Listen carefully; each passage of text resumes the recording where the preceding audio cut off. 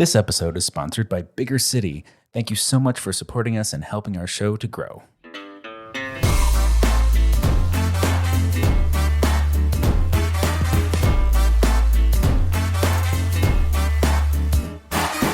Hello and welcome to the Big Fat Gay Podcast, where we talk about the things that are weighing on our minds. I'm Dan Oliverio, author, public speaker, and chubby chaser. And today I am winging my way to New York City along with my beautiful and talented partner, Trevor Keyson, as we go to the Full Figured Fashion Awards to see if we Full Figure Fashion Industry Awards. Sorry, I messed that up. To see if we won an award. We were nominated. There was a nomination. Listeners voted for us, which was like, thank you for that. We'll Thank you. let you know what happens. Trevor, who are you? I'm Trevor Keyson, award nominated Super Chub. And I'm on my way to New York with my husband. And it's going to be a gay old time. Gay old time. We're going to our old haunts. And some of them are still open and in business. Because it's our first trip to New York since the pandemic. That's right. Oh, Wow. that's been a long Has been a time. while. Has been a while. God, my bones, time. My name is Michael Willer. I am a chubby chaser, and time is a flat circle, everyone.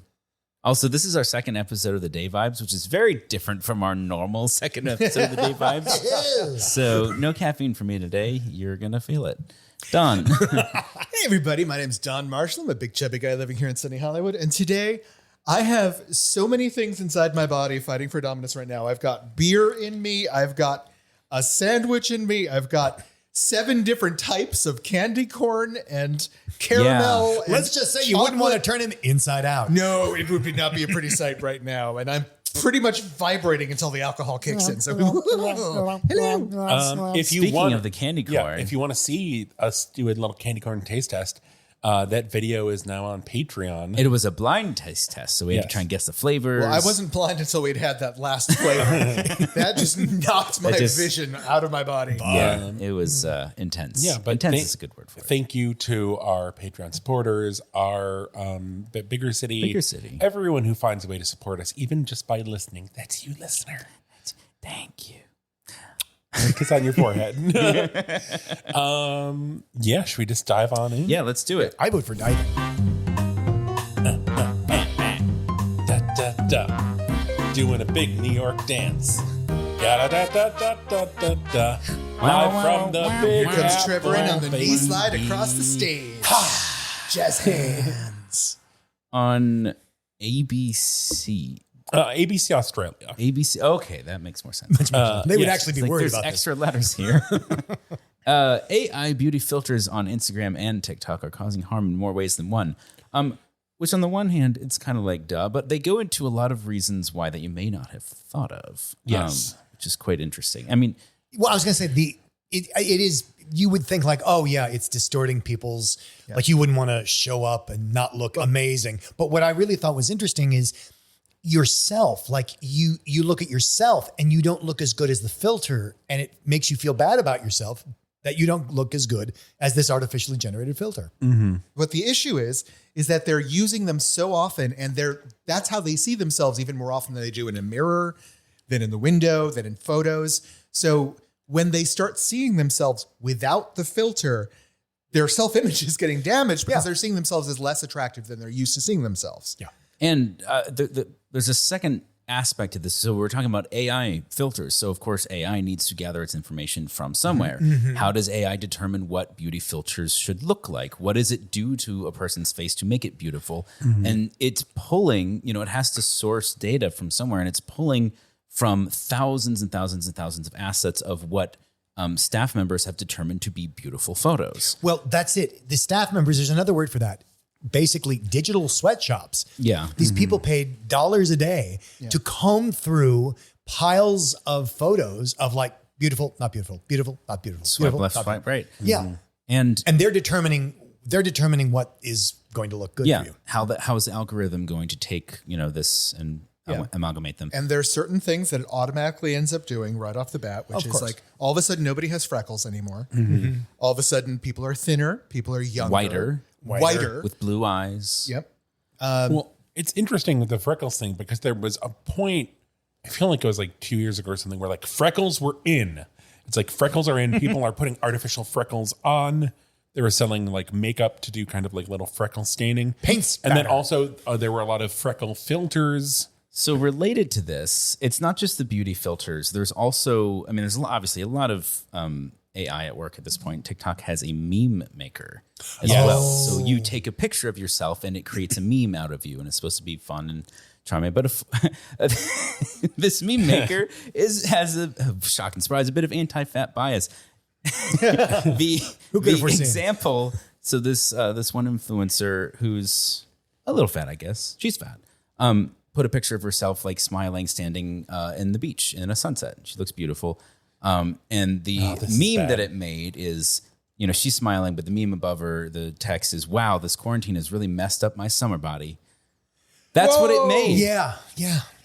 And so this is again where, you know, it's just going to take what we feed it and spit out the rest of the content. And so, you know, you get evidence of this on platforms like TikTok, Instagram to a lesser Although, degree. But that implies that like the average comment on the internet would be negative. Like that doesn't sound right. That doesn't sound right at all. No, but when you say like it just is what Welcome you feed it to the internet. It reminds me of like Frankenstein when the villagers go after the monster. It's like, no, we created that.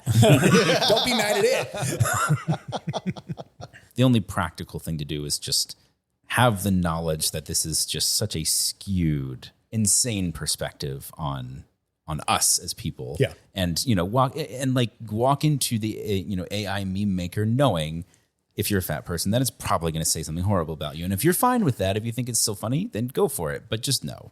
I don't know. I think we just need to. It's time to take the AI Take it into down. the woods, just like for a beautiful sunset. It and went just to take AI heaven. Take the shotgun and Tell me about the robots. Looks far off. Tell me about the robots. we're getting to the point where it's like AI is taking the fun jobs, even just AI is just keeps popping off, and people are starting to make like, you know, fat guy AI. I mean, I would say like softcore porn.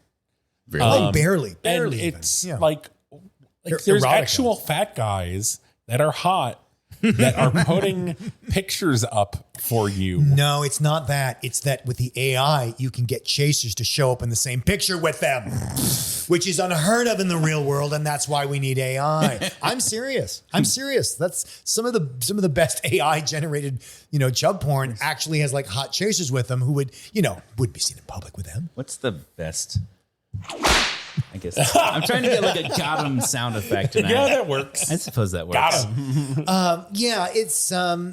Yeah, exactly what you said, Trevor. It's AI has finally made all those workaday creative jobs obsolete, and we can just focus on the drudgery that And the man was meant horrible. for. Yeah, exactly. Replacing the AI's cables. We're just replacing all chasers in porn with AI. Oh. Well, some chubs would be in favor of that. Yeah, but it's so interesting There's to an see argument this, for like that. the rapid fire of how this is just evolving and devolving and hurting all of our brains. Yeah, I'm sure the people listening are just as sick of hearing about AI as we are. Yeah. You know, I bet there's an AI that could simulate our chat about AI. Dan! So we have something from Stat News talking about studies highlighting the risk of excluding. I mean, it's a medical journal, so people with obesity from drug trials. Okay. As we all turn to look at Yes. Yeah. So the studies, basically the news that studies highlight the risk of excluding people with obesity from drug trials. How do we begin to unpack this? Well, Let me begin with just duh. Yeah, duh. And there's two tracks to go down here. One is the capitalism track, where the purpose of studies is not to test the drug's safety or efficacy. The purpose of the test, because it's financed by the drug company, is to get the drug approved. So what you're going to do is try to have a population that the drug is most likely to work on, and exclude the people that, all right. So that's the capitalist track. Then there's also the science track, which is that if you're trying to get a neutral group of people, you're going to pick the people with no pre-existing conditions to see what happens to And them when as they few take the drug. standard deviations as possible. Exactly. And so, all right. And because, obesity is the big bad boogeyman and is a shorthand for gonna die tomorrow, they don't have that. And they also don't have, women, because, women could have different problems than men and we don't want to deal with that, and children. Blah, blah, blah. So I saw a research tester explain that women were viewed as men with additional hormonal issues right. in testing. Yeah. Because Which couldn't possibly impact the study. That was their point. Well, but that was the point. Might affect it. It might affect it. It might affect it. So we're going to remove them. So that's why we don't test on women. And because we don't want to interview them about what if they're having their period and things like that. Let your doctor test the drug on you to see if it works for you. Right. And so that's where you get all these deviations and side of. I mean, it's important to set yourself up for success, to make sure that you have all the values you need to ensure you get the results you want. Well, that's what I said. That's the capitalist track. But there's also a science track, which is you want, if you were testing a light, you would want a white background. So the fact is that, you take whatever you think is the standard and you say, we're only going to test it on that. And as you said, Don, you don't want any deviation from that. It's just one of the, there's so many things that we just discuss in this podcast where it's just kind of like I take off my glasses and I pinch the bridge of your the bridge of my nose. And it's not like anyone's actively defending it. Everyone kind of acknowledges this is a dumb way of doing it, but it's necessary to get us to the market. Don. No, it's capitalism. Yeah. Well, like I said, it's both. There is an argument for having a neutral, whatever, but that's the problem. How do you define neutral? Yeah. And then there's the other thing of if you're going to have people take it, then people should be tested. And can't you just do both? No, because the people paying for it are paying to have their drug approved. Yeah. Well, that's what I mean, though. It's not just the science. It is not just the It's science. not even mostly the science side, because you could do your initial studies on your neutral group, and then once that works, you could expand to diverse populations. I've heard it suggested before that one of the best ways to do this would be to remove testing from the corporations themselves It would and move be. it over to the FDA. But then the cost associated with cost. it is through the roof. yeah, so the government is going to pay to have every single thing tested. See, but I say fine, you can submit whatever you want for testing. You're going to have to pay for the testing when the FDA does it. They have proven over time that they are the least trustworthy business conglomeration to do this. So The FDA? No, the drug companies. Well, the FDA is, there's a lot of evidence to show that the FDA is heavily influenced by subsidies. There are from some drug issues, but I companies. think it'll be easier to cleanse the DNA of drug industry issues than to cleanse the drug industry of capitalism issues. It's science with a $sign for the S. and the cent sign for the C. I contributed. Yes. there should be little signs for this, little finger signs for this. I mean, it's just I feel like it's so obvious and we just kind of keep seeing this pointed out and nothing changes. Well, I think in this case, because there's not a really, there's not a laudable solution. Yes, there are solutions. They all have downsides. Which downside would you like? And then when you start comparing downsides, it's like, well, we already got a solution with a downside. Why don't we stick with that? So I think that's, I mean, at least I think that's what a lot of Okay, people are I thinking. have the solution. We have to go back in time to when John Pharmaceutical was born and then shoot him. And then This has been a theme with you all day. If we could just go back in time and get rid of the instance of The one thing that I think should be implemented across everything is if you are being tested for something, you should not be in charge of your own testing. That's Yeah. not just true of pharmaceuticals. That's true of everyone we're testing. Yeah. anyway, here. Now done now. How's this for peer What review? am I doing? Oh, Eagle. It's an eagle. There's an eagle. I missed the eagle. There it is. I can start the song. Well, over. it's landed. Fat Watch Eagles. 2023. That's where my brain is, Dan. The moon. The eagle is taking us away from disappointment Is it? and on a journey with some of our old friends. Yeah. I always love. I mean, Michael is saying, are we talking about this because the Washington Post is catching up to us? Yeah. Basically, everything in this article we've already talked about on the show. But it's just Which is why we're talking about it. This is our victory lap. This It's is a validation for us that we're Yeah. finally seeing the mainstream media. Oh, and I hate using that word. Yeah, the Washington Post. Using mass media finally to be addressing things that we've been talking about for 3 years. So what is it that we're talking about, you may wonder? Yes. I wonder. Frustratedly as we go on and on about ourselves and the media. Jeff Jenkins, host of Never Say Never, who we've talked about a handful of times, is featured in this article. They talk about his show as a fat man going out and living life now, exploring the world of adventure and trying new things, travel. Yeah. But it's the whole point is that there are many people, or at least several people like him doing this, despite how the travel industry is very clearly not intended to accommodate fat people. No.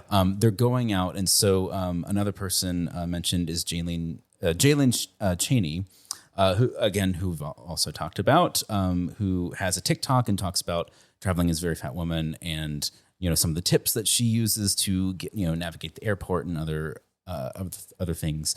And it's a palate cleanser from the last article. It's quite positive. I'm looking at the article and it's great. And these people doing wonderful things out there in the world of adventure. But some of us are a little more urban. And I would I was just in Madrid for 2 weeks. And I would love to have Trevor with me in Madrid for 2 weeks. So this travel adventure that I'm speaking of is like going to a hotel in Europe and then walking to the cafe. And that is not a size-friendly experience. Mm-hmm. In New York, it's a challenge. In parts of Europe, like a lot of Europe, all of Europe, it's really, I've seen cafe chairs. I was in a cafe chair in Madrid. I could barely fit in it because it had these arms that tapered into what a horrible design. Into a 12-inch seat. One of the things I found, like Las Vegas of all places, surprised me as being fat unfriendly. In that, I could find seats. No, I could find seats and everything. Yeah, that wasn't an issue. But the distance across some of these casinos, sure, but to get from here to there, there's very little option. Okay, so that's a good example. So in a lot of parts of the States, Vegas being the prime example, you could easily rent a scooter there. Maybe you have your own scooter, and you can take your scooter through the casino. You could take your scooter down the street. There's room in the aisles of the casino to drive it. Yeah, as opposed to a lot of if you go to any kind of hole in the wall or hipster space. No way. I can't fucking get through that. And there is no way you are driving a scooter down the sidewalk in Madrid or New York or London. Or I'm thinking of a street in London, I think it's Shaftesbury Avenue, where it's so crowded.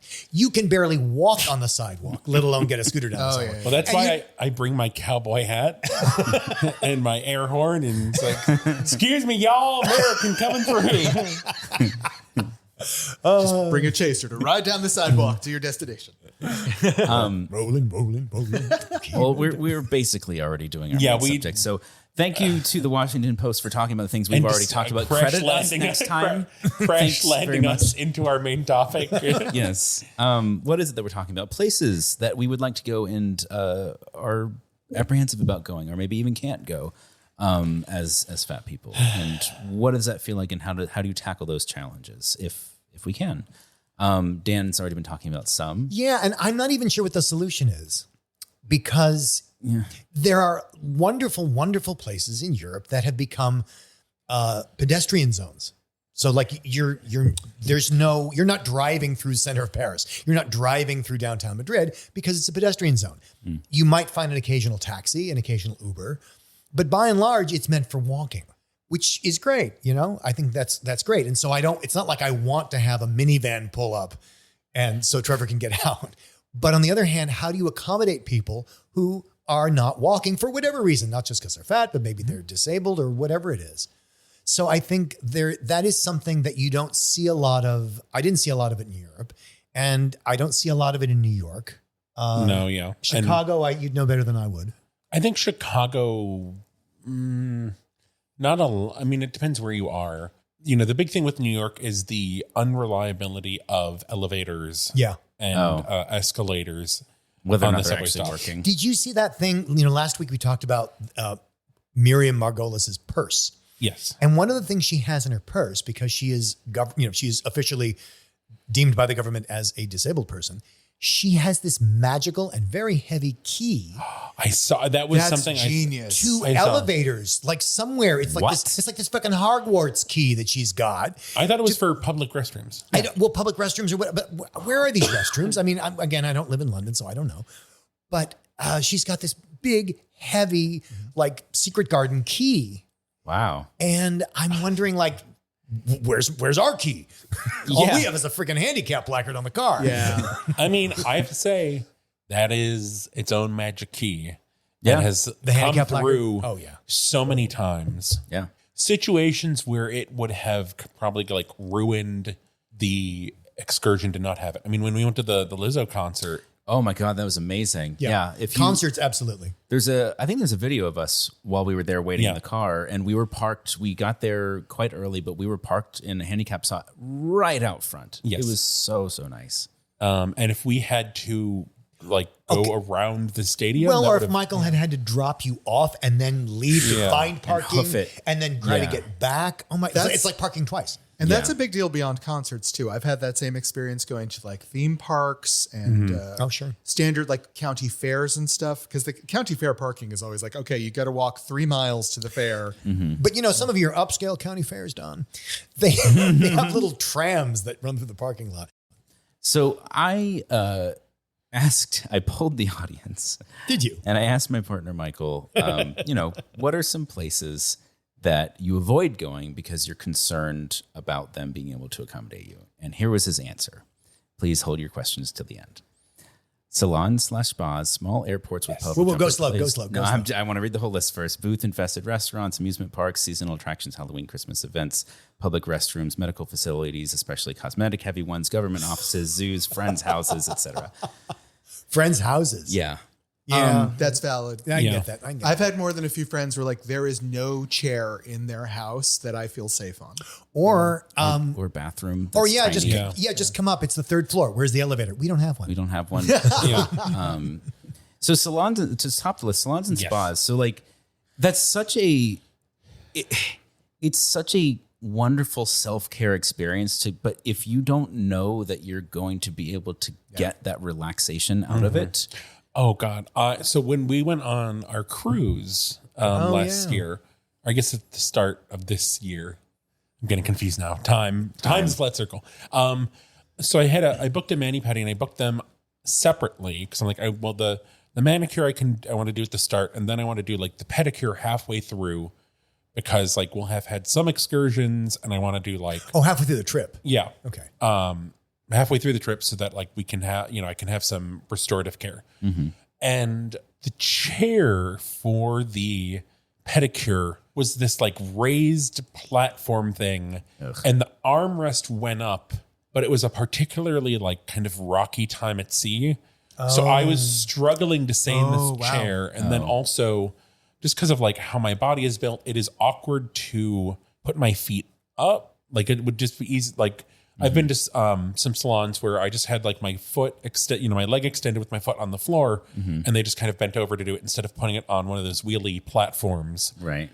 So it was just really like not a restorative experience because I was spending so much care in trying to stay in this chair and not fall over or not break something. Well, I feel like because I feel like they do that, to protect their backs if they're leaning over every time for every customer, but Yeah. at least have the option if somebody needs it to do it the other way also. Yes. So that you don't have to force everyone into the same, round hole if they're a square peg. Yeah. One of the places that I've been afraid to go to recently is, and I don't think it's unique to fat people, but it is one that I've definitely had my entire life, is just places where public nudity, right? Where I'm expected to be naked in front of the world. Do you mean naked or just shirt off? I mean naked. All right. Right? How many places are those? Naked public beaches, Korean spas, a lot of health clubs, like a lot of those Like a locker environments. room or something like Yeah, that? like I'm just wildly uncomfortable with the idea of being completely naked. Yeah. Especially in an area where people are focusing so much on physical fitness, right?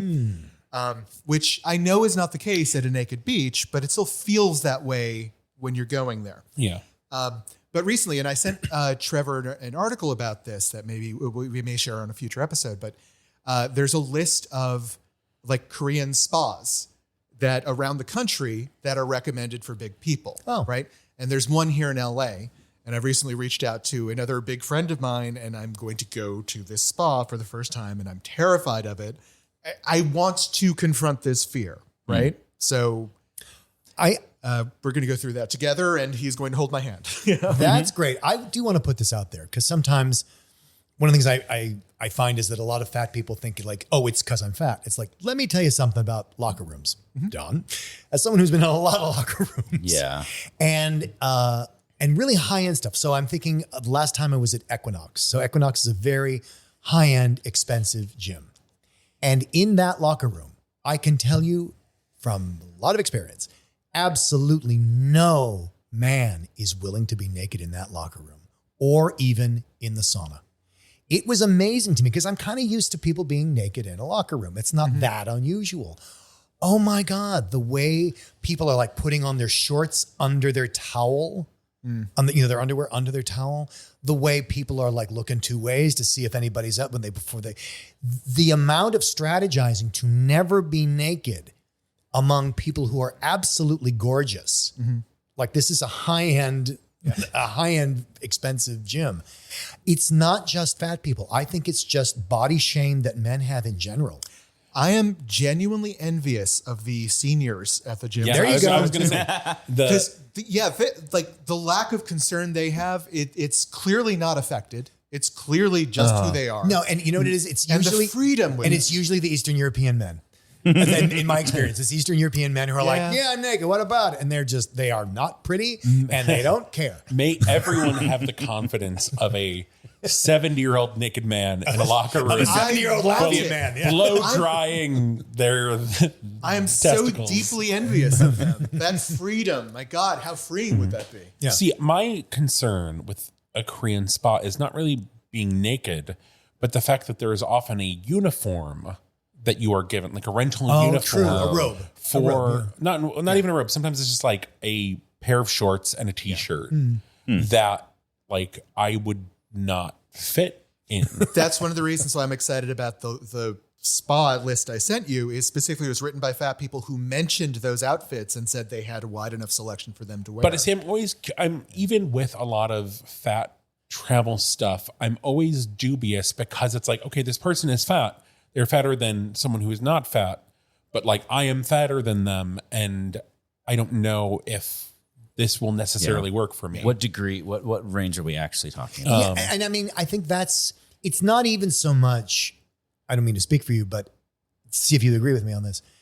It's not even so much that like, oh, I don't fit there. Like, yeah, I'm fat, but I'm way fatter than it's that not knowing. Yep. Yes. It's this anxiety of like, I'm going to get there and it may work. It might not work. I mean, you'd be fine if you knew it wouldn't work, and you'd be fine if you knew it would Yeah, work. because you just move past it. Yeah, but to not know until you get there, which is so often the case in so many situations. And I have been burned before. Yeah. Like it was a spa in West Hollywood. I can't remember where it was exactly, but like they said, oh, like we have a robe that'll fit you. And I knew they wouldn't. And I asked that and they're like, no, it will. And I remember this. Shock. It did not. So I had to like keep stripping down and redressing. And it was just, but I was like so kind of like, scraped and slicked up that it was just this weird experience of like, I'm all, lotioned and like trying to dress on a tile floor. It's just like, it's frustrating. Well, and what it reminds me of is that idea of, straight sized people, the fattest anyone could possibly be is 300 pounds, right? Because after 300, you're just immobile. And I think that's their thinking. Like, of course this will fit you. I mean, it fits people up to size 36 waist. Of course it'll fit you. That was, so at a spa like that, I guess I could be prepped for it, right? The place that happened to me that I wasn't expecting it and just it wrecked my day was at the hospital. Oh, yeah. When, I was there for a procedure, they give me the biggest robe they have and it covers everything but except say like 8 inches across my back and my ass, right? So like, even though they let me keep my underwear on, I'm still like, I'm walking around with my ass hanging out in a hospital and I'm not happy, right? This is not a great mental space to be in when someone's about to gas your ass and cut you open, Yeah. Just provide one piece of material that's too big for anyone you know. It's not much to ask for. Get a sale. I do have a question. This might be cutting room floor. So the dream where you're naked, I'm sure everyone's had that dream, or maybe not. I don't know. Oh, yeah. The dream where you suddenly show up somewhere naked. And I actually don't, as much of the body issues that I have, I never have a problem with that. When I have that dream where, and I just want to like checking in with you all and what you think, but like when I have that dream of when I'm stark naked, I'm like, my response in the dream is like, oh damn, I forgot my clothes. It's like not traumatic. It's like annoyed. I'm mortified, not because I'm naked, which is weird because I've already talked about not being comfortable. Yeah. I am mortified because people will know that I was so scatterbrained it didn't occur to me to get dressed. Thank you. Yes, that's exactly it. That's my anxiety in those situations. Isn't that weird? I don't mind they seeing my schlong. It's just My thing is usually it's not really either of that. And it's not like people are like, oh my God, you're naked. It's like, oh, I'm naked. I'm like, I guess now this is something I have to take care of. Because it's like I'm at school and it's like, oh, and I forgot the test. And I have to try to find clothes to wear. Yeah. Well, speaking of Vegas, there's an upcoming experience, I think. So from the time of recording this will be in a couple days, and then we'll follow up on this later. But Michael and I and a friend of ours who's also very fat and also very tall are going to the Sphere, which is the big new multi-billion-dollar entertainment venue in Vegas. If you haven't heard about it, where have you been? I'm sorry, there's something romantic about fat people in chasers going to the Sphere. The Sphere, exactly. So it's a whole behind-the-scenes experience, and apparently I was a little apprehensive, but Michael did his research and set this up, and he said apparently they have a lot of size-friendly options. Oh, good. And particularly in the theater itself, where you have all your seats, all of the seats have movable armrests, so that's a starting place. Mm-hmm. But then there are typical accessible seats where you could roll in a wheelchair. Mm-hmm. And there are size-friendly accessible seats that are bigger, wider, and have also, again, movable armrests. That's great. Vegas is a place I would expect them to be really opening up the ground for anyone who wants to come, especially when you have, what is it, a 20,000 seat auditorium, 15,000? I don't know it's how huge, many isn't it is. It is massive, yeah. Well, it's because, and it's Vegas because all they do, their entire business model of anything that exists in Vegas is servicing customers. Like you must have accessibility for your customers, and your customers are from all over the world. Mm-hmm. Yeah. So one of the things what I do when I book travel for us is invariably we look at the ADA options, Americans with Disabilities Act. And, so an accessible room, an accessible this or that or the other thing. And the problem is twofold. Number one, fat and disabled are not the same thing. Yeah. Because usually we just need, we need, like if we get an ADA and an accessible room, it has a lot of accommodations. And not only do we not need all of those accommodations, but some of them are actually in the way. Like we don't need a closet with a 3 foot high closet rack. Mm-hmm. We don't need a doorbell that makes all the lights go on and off. So, which is, great that they have that, but I'm just like, there's no way to. Well, because they try to make it one size fits all. Well, or they don't, because here's the other thing I've like we really love a roll-in shower because Trevor doesn't have to put his foot over, doesn't have to worry about slipping. Is that what it's called? A roll-in shower? Roll-in shower. Oh, because of the wheelchair. Yeah, because basically where the floor of the shower is in the same level as the bathroom floor. I was going to say, you try and roll me into a shower, we're going to have words. Yeah, well, okay. Trevor likes it. So there's a roll-in shower, and usually the roll-in shower guarantees you a handheld shower wand. Much to say about that, but we'll skip past that. But just because you get an accessible room, and even if it says roll-in shower, they may have a different accessible room when you show up that doesn't have a roll-in shower. Right. Because there is not there's not a, like at the Ramada down the street, they have 3 different styles of accessible room. Yeah. And 2 of them have a chair with arms. Are they actually geared towards different needs? Or are they just sort of like, well, we did our best to retrofit this room? Yes. To be the second. It's that it somehow qualifies because they did something. Gotcha. And all the rooms, they didn't do the same thing. When we went to Disneyland for our anniversary last month, they did a really good job with like roll-in shower, everything. But the room was great. It was, I think just ADA room with roll-in shower was the class. Excellent. And it is the Grand Californian, so it's exquisite. My only qualms were the sink was just a little difficult for me to use because it was designed for someone who'd be using it in a wheelchair. It was brilliant if you were in a wheelchair. If you're not in a wheelchair, then that's a little wonky. And then this was the world's smallest toilet. It was. Really? It was, and it like made me think, like I'm guessing maybe it was designed with a child in mind or something. No, I think it was designed to make the bathroom bigger. Oh, Maybe it was just so tight. And like I had my thing. I'm like, am I just fat? But Dan was like, no, this is a very tiny toilet. It was so petite. It was so wee. petite. On the plus side, it was not attached to the wall, so you didn't have to worry about knocking it off. I have heard stories of this happening to people. It is my greatest fear, the toilet getting ripped off the wall, right? With me on it. So there are toilets that aren't mounted on the ground. Yeah. They are just stuck into the wall, and with a gap underneath. And why you would do that is so you can clean underneath. You never have to clean behind the toilet. Yeah. It's just one smooth surface of floor. There was a moment recently where I was it was a public restroom with a wall-mounted toilet, and there was like an audible groan. Oh no! When I sat on it, but it was also the handicap stall, so I was kind of like bracing myself. That sound that they use. God, like when the Trevor, ship that's is a flying, nightmare. it's like, I'm so sorry. Oh God! No, I'm thinking of Jodie Foster in Contact, where it's like the whole room is rattling. Okay to go. I'm okay to go. Okay to go. Should have said a poet. That has been my nightmare in my lifetime. Oh my God, I'm so sorry. On the other hand, I think you do take some pleasure in like, well, if I do knock it off, it's going to be their fault. Yeah, lawsuit, baby. This is my... I broke my leg sitting on your toilet.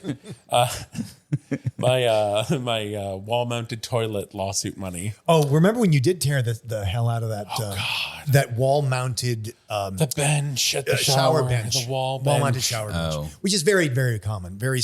You almost never get a shower bench that sits on the floor. Because how could it folds down person with a wheelchair possibly be fat? Well, it's just that idea that, and like we were even looking into this one thing in Europe where they had handicap accessible tours. But again, in Europe, their idea of handicapped is you weigh somewhere between 100 and 150 pounds, and you're even smaller than a normal sized person. Yeah. And your wheelchair is smaller than a normal sized person, and everything is just tiny, tiny, tiny. Here's a thought. Tell me what you think about this. So, assuming it's a roll-in shower, we have to start there. Yeah. Is there such thing as a waterproof like portable like stool or bench that you could bring in with you? Funny you should ask. Okay. There are shower benches that aren't great to travel with, but you could. I guess they'd be bulky. Well, no, there's some that are plastic and like collapsible, not in the way that, other pieces of furniture are collapsible when you accidentally collapsible. No, I was thinking about like for when, we're going to be in New York currently when this releases. Because I don't know I know I have a roll-in shower, but I don't know what the bench ledge situation is. Mm-hmm. I mean, you can assume it's not what you need. Yeah. I don't know. But I was thinking of like, I could get that and then give it to one of our New York hotels. Again, hotels don't like to put stuff in a room that people can take. So one of the reasons they like the fold-down bench is no one's going to steal the fold-down bench. If you put an actual bench in there, people are going to walk off with it. Especially if it's a good one. What if there was a service I like this. I need one at home. that like provided things like this so you didn't have to travel with them, much like scooters. And you could just do like a full service, like traveling you're in town and you're fat, come here and you'll get all of the supplies you may need to get you through experience that you don't want to bring with you. Fatty Fat's Fat House. Well, one of the things that I'd be curious about is we have covered like resorts in the Caribbean and stuff that are exclusively for larger customers. Oh, that was a long time ago. So I'd be really curious to see what their I still think that's a murder island. It probably is, Well, we've never seen it, right? I mean, it's so, does it really exist? It's called The Island. It's owned and operated by Buffalo Bill. Yeah.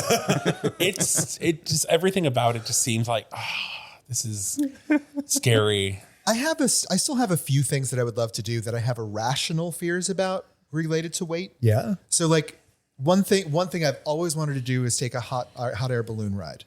right? Oh, they won't let you? You can No, have they them. probably would. I'm sure they would. Yeah. I am terrified of standing in one of those baskets because I'm convinced I will just bust through the bottom and fall out to my death.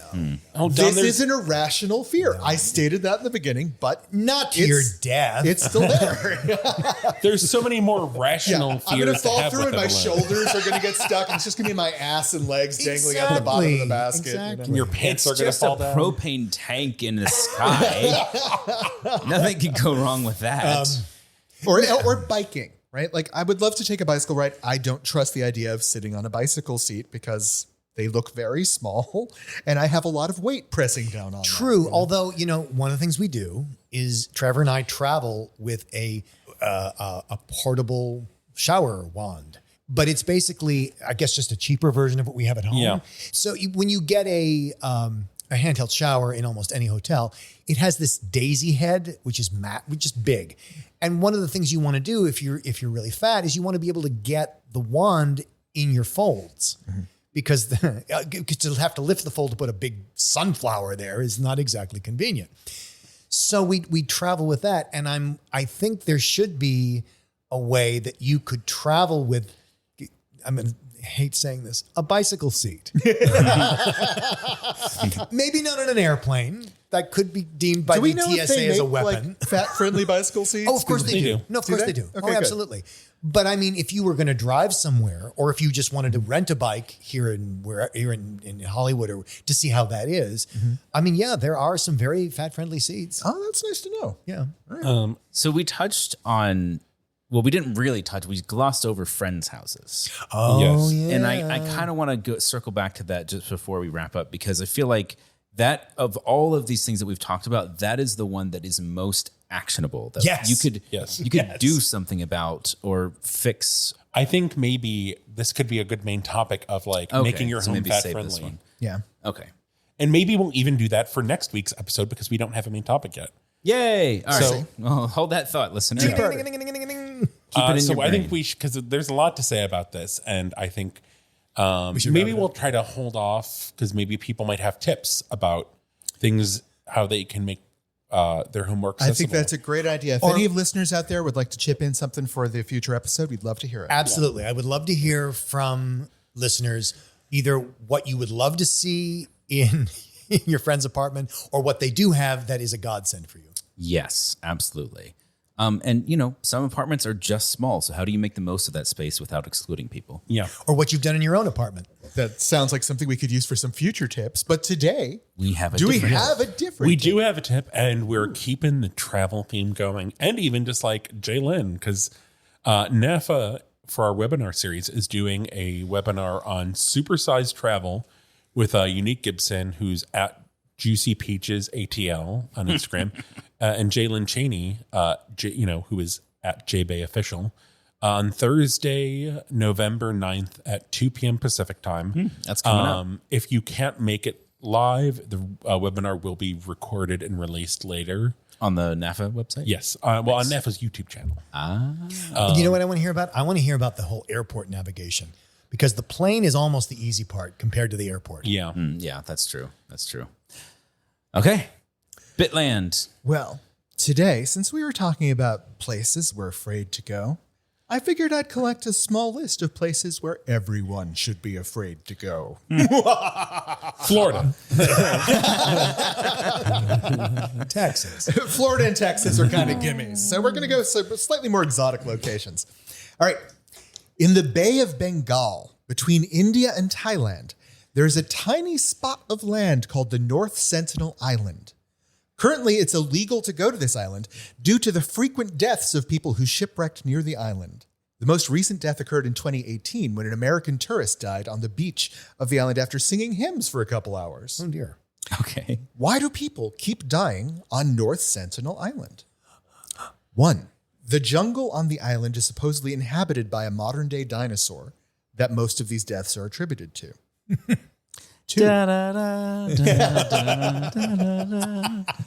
Multiple patches of brittle volcanic rock cover active pools of lava on the Oh, island that's good. Ooh. That's good. that occasionally people keep falling through. That is. 3. The island's natives had one bad experience too many with the outside world and decided to just kill anyone who comes to their shore. That's believable. Or 4, the reason why people die on the island is completely unknown. People simply keel over after being on the beach after a period of time. A short period of That's time. my answer. Number 4. What was the third one again? Mystery. Third one is the island's natives had one bad experience too many and now just kill anyone who show up. Oh, it's probably wrong and overthinky, which makes it my answer.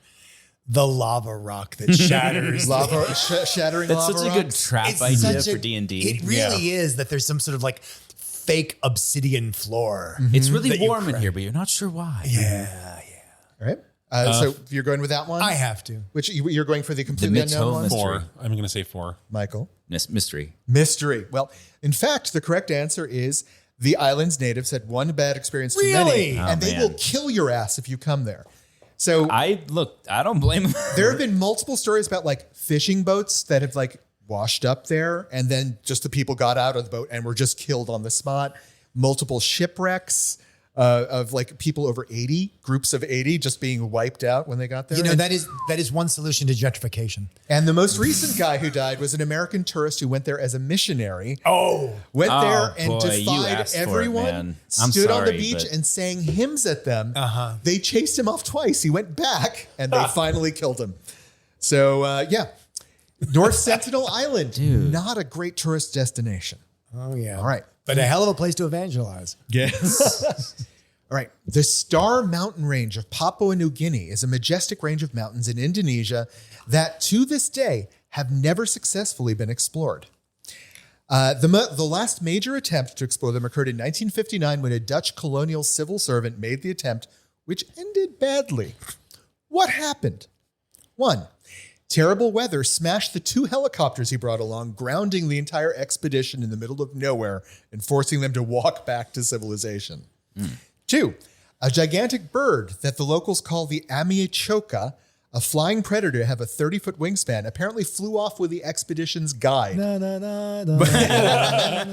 Most of the team died of starvation before they could be rescued. 3, a nighttime avalanche buried the group's vehicles one night, though not one member of the expedition was hurt. They were forced to leave the area on foot, but some team members claimed they were following fresh markers that led them out of the area, though they never saw who made them. Or 4, no one knows. The entire expedition was never seen again. Wait, so where was this again? This is in Papua New Guinea, in the Star Mountain Range. I want to go with the Jurassic Park one, but I'm going to say 4 that No one knows. Wasn't that your answer doubling last down. time? Yeah. He's doubling down on the mystery. I'm gonna say the avalanche. Avalanche? They- Was the avalanche the one where they were like left breadcrumbs to get out? Yeah. Yeah, that's Someone that's what I want. Okay. We have 2 hopeful optimists here thinking that a beneficent force in the woods might rescue them. But And nobody no. got hurt. No, in fact, Mother Nature hates everyone who steps into this mountain range. It's the wettest. It's one of the wettest places on Earth. Yeah. The storms are so bad that the last time they tried to go there and they brought helicopters, the helicopters were just swatted out of the sky and smashed. By the gods. Yeah. So basically, this is a place that no one has ever successfully explored. Wow. All right. Well, no white people have ever successfully explored. It doesn't say anything about native peoples there. But, That's what I'm saying. All right. Our final question of the day. Portlock, Alaska. Portlock. Portlock. Portlock. Portlock. One Like- word. Portlock. Okay, not open port, but Portlock. Portlock. Pork lock. Portlock, Alaska. Blah, blah, blah, blah. Portlock, Alaska Potluck. was a remote hunting, mining, and logging town until the 1940s. It was extremely remote and difficult to reach with no roads or air travel possible. The only way on or off the place was by boat. Oh, I think you were going to say subway.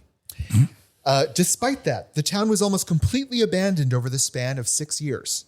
Emptied out. Wow. In 1950, the population had dropped to 1. Oh. The postmaster of Portlock stayed at his post Oh, dear. for a full year after everyone else had left. What did he do? He didn't have any went letters to insane. deliver. Oh, this is like totally the setup to a Lovecraftian horror tale where like he's the one who's out there like keeping watch against the Lovecraftian horrors coming in, from down from the north. He has published some materials, or rather, some materials have been published of interviews with him of his experiences there. But the big question today is why did everyone abandon the town of Portlock, Alaska in the span of 5 years? Lovecraftian horror's final answer. One, Bigfoot was spotted in the area. Close. 2, the town was haunted. A mysterious woman in black could be seen crawling out of a nearby cliffside where she would sit glued to the side of the mountain screaming for hours. Jesus. He was Nights the on woman. end. He scared them all Before off. she could be seen visibly crawling back inside the solid rock. Get it, Queen. Yes. 3, a series of grisly murders happened in the woods around the town again and again. Wow. Though most deaths involved only a few people at a time, the most noticeable was when a group of 8 hunters went out into the woods to find the source of the deaths and were found ripped limb from limb down the brook a short distance away from the town. Na, na, na, na. Or 4, Native Americans in the area warned that the area was cursed and refused to trade with anyone living there. Oh, that's interesting. I like that. Okay, we're going with Native American trade. Oh, was that the with last you? one? That's the last one. What year was this? It was the late 1940s. By Okay. 1950, everyone had left. I think the ripped limb from limb horror Ripped limb from horror limb murders. Yeah. Okay. I want to say the Wraith woman just because it's like, yes, mama. Okay. Slay. Literally. Going with the Native Americans? I'm going with Native Americans when we Okay. trade with those people. All right. We've got The a correct buckshot answer approach. is all of the goddamn above. Oh. The murders in the woods were attributed to Bigfoot because basically people, part of the history written on this is that the deaths didn't start until hunters started going out and really poaching animals. And then the deaths started happening. Interesting. So the place was abandoned by 1950. There are multiple books written about it. A reality show came out 2 years ago on Discovery about a group of people going to this town and living in the ruins for a while. Cool. And currently, people are discussing resettling it to reopen the mine. Yes. So we This might is such a good setup for a fucking Lovecraftian horror. Isn't it, though? Reopen the mine. What about the Balrog? Exactly.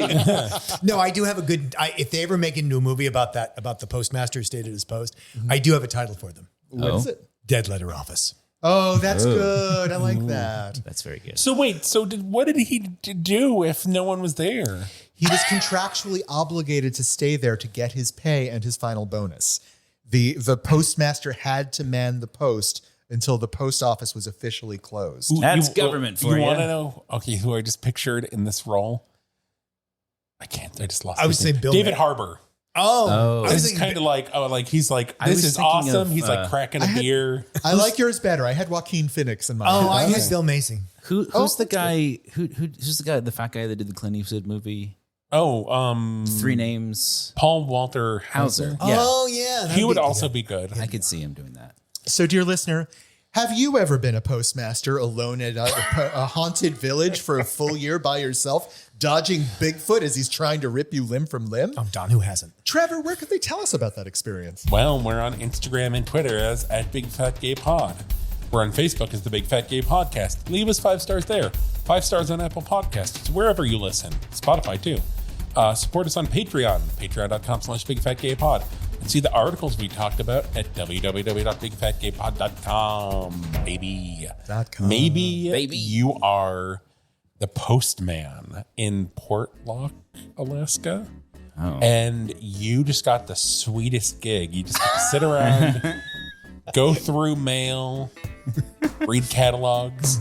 But there is a mysterious figure that comes at night. She crawls out of a home and she works, baby. It's Michael in drag as spooky lady shadow girl. And he says, Sashay away.